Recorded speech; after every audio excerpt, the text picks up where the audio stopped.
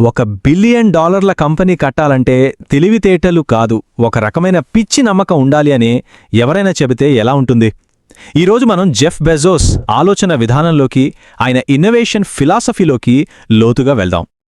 ఇప్పుడు Jeff Bezos చెప్పిన ఈ మాట చూడండి. ఇది ఆయన ఫిలాసఫీలో చాలా ముఖ్యమైన, నిజం చెప్పాలంటే కాస్త ఆశ్చర్యపరిచే విషయాన్ని బయటపెడుతోంది. ఇది సులువైన దారులు వెతకడం గురించి కాదు, కొత్తగా ఏదైనా నిర్మించాలనుకునే వాళ్లకి ఎలాంటి మైండ్ సెట్ ఉండాలో చెప్పే మాట ఇదే. దాని గురించే ముందుగా చూద్దాం.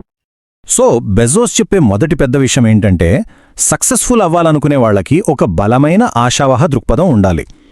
ఎంత బలమైనది అంటే, బయటి వాళ్లు దాన్ని చూసి ఇది భ్రమ అని అనుకునే అంత. ఎందుకంటే వాస్తవానికి పరిస్థితులు ఎప్పుడూ అనుకూలంగా ఉండవు.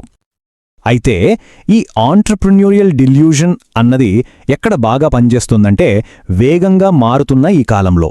ఎందుకంటే మార్కెట్ స్థిరంగా ఉన్నప్పుడు పెద్ద పెద్ద ఆల్రెడీ సెటిల్ అయిపోయిన కంపెనీలకే లాభం. కానీ టెక్నాలజీ వల్ల అన్ని స్పీడ్గా మారిపోతున్నప్పుడు చిన్న చిన్న చురుకైన స్టార్టప్లకే ఎక్కువ అవకాశాలుంటాయి. సైజ్ కంటే స్పీడ్ ముఖ్యమన్నమాట. సరే, ఈ మైండ్ సెట్ ఒక్కటే సరిపోదు. స్టార్టప్ ప్రపంచంలో చాలా పాపులర్ అయిన ఒక అపోహను కూడా బెజోస్ బద్దలు కొడతారు. అదేమిటంటే, కాలేజ్ డ్రాపౌట్ అయి వెంటనే కంపెనీ పెట్టేయడం. బెజోస్ అభిప్రాయం దీనికి కంప్లీట్గా ఆపోజిట్.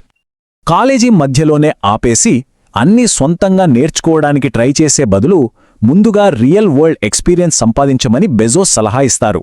ఎందుకంటే ఆల్రెడీ సక్సెస్ఫుల్ అయిన ఒక మంచి కంపెనీలో పనిచేస్తే ఆ బెస్ట్ ప్రాక్టీసెస్ అన్నీ నేర్చుకోవచ్చు. ఆ తర్వాత మీ సొంత కంపెనీ స్టార్ట్ చేస్తే గెలిచే అవకాశాలు చాలా చాలా ఎక్కువగా ఉంటాయి. ఆయన చెప్పిందే చేశారు కూడా. అమెజాన్ స్టార్ట్ చేసేటప్పటికీ బెజోస్ వయస్సు 30 ఏళ్లు. ఆ 10 ఏళ్ల వాల్ స్ట్రీట్ అనుభవం ఊరికే పోలేదు. దాన్ని ఒక పెద్ద అడ్వాంటేజ్గా చూశారాయన. కానీ బెజోస్ ఫిలాసఫీ అంతా బిజినెస్ గురించే కాదు. ఆయన జీవితంలో నేర్చుకున్న అతి ముఖ్యమైన పాఠాల్లో ఒకటి ఆఫీస్ మీటింగ్లో కాదు, తన తాతయ్య నానమ్మలతో ఒక రోడ్ ట్రిప్లో నేర్చుకున్నారు. ఆ అనుభవం నిజంగా ఏది ముఖ్యం అనేది ఆయనకు అర్థమయ్యేలా చేసింది. ఈ సీన్ ఒకసారి ఊహించుకోండి. ఒక లాంగ్ రోడ్ ట్రిప్, కార్లో 10 ఏళ్ల జెఫ్ బెజోస్, తన తాతయ్య నానమ్మ. చిన్నప్పటినుంచే అంకల్ అంటే ఇష్టం కదా, అందుకే తన నానమ్మ స్మోకింగ్ హ్యాబిట్ మీద తన తెలివిని ప్రయోగించాలని డిసైడ్ అయ్యాడు. రేడియోలో ఏదో యాడ్ విన్నాడు. వెంటనే టకటక లెక్కలేసి స్మోకింగ్ వల్ల తన నానమ్మ జీవితంలో ఎన్ని సంవత్సరాలు కోల్పోయిందో చాలా గర్వంగా చెప్పేశాడు. తన తెలివికి మెచ్చుకుంటారేమో అని ఆశించాడు. కానీ జరిగింది దానికి పూర్తి ఆపోజిట్. ఆమె ఏడ్చేసింది. అప్పుడు వాళ్ల తాతయ్య కారు పక్కకు ఆపి ఈ మాటలన్నారు.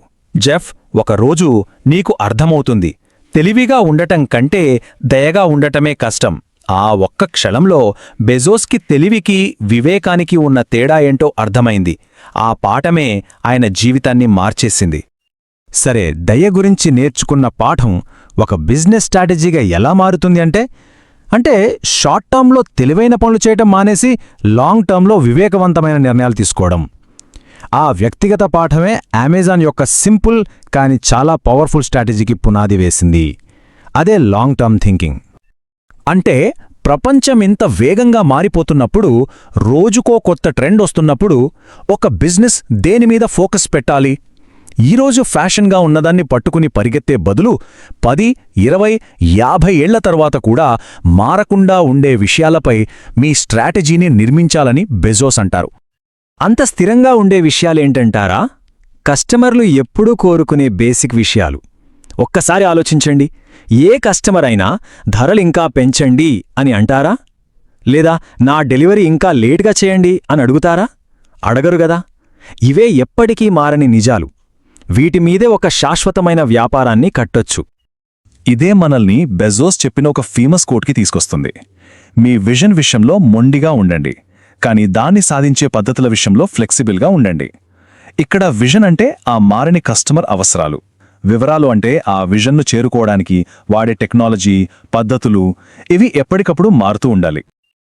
లాంగ్ టర్మ్ విజన్కి షార్ట్ టర్మ్ పద్ధతులకి మధ్య తేడా తెలియడమనేది టెక్నాలజీ గురించి విపరీతమైన హైప్ ఉన్నప్పుడు చాలా ఉపయోగపడుతుంది. నిజమైన సిగ్నల్ ఏది, పనికిరాని నాయిస్ ఏది అని వేరు చేయడానికి ఇదొక పవర్ఫుల్ టూల్ లాంటిది. దీనికి పర్ఫెక్ట్ ఎగ్జాంపుల్ .com క్రాష్. ఇక్కడ చూడండి, మార్కెట్ సిగ్నల్ అంటే అమెజాన్ స్టాక్ ప్రైస్ దారుణంగా పడిపోయింది.